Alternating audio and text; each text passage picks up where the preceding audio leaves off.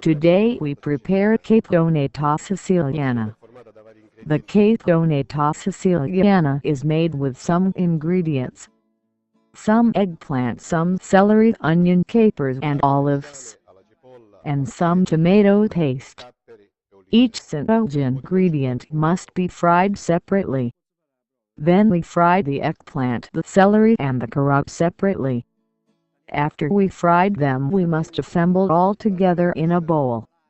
Apart we will prepare some tomato sauce that we will amalgamate with the mixture we prepared before.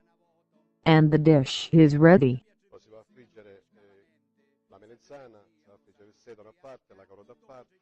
Dopo aver fritto tutti gli ingredienti, si vanno ad assemblare tutti quanti insieme in una ciotola.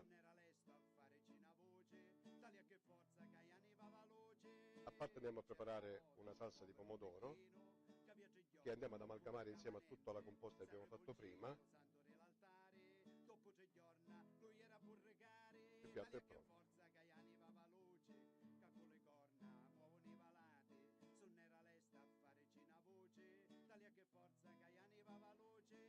Il piatto è pronto, buon appetito.